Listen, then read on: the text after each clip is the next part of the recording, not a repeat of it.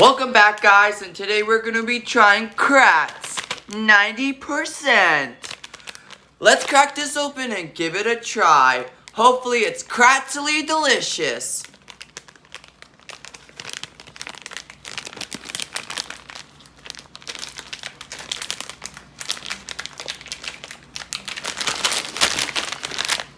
Hopefully I don't get drunk, but apparently I'm stupid and it was a pull away.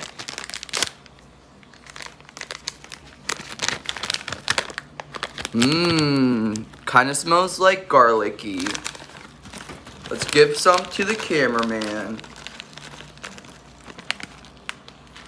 And some to me. Up there's almonds in it, it looks like. Let's give it a try.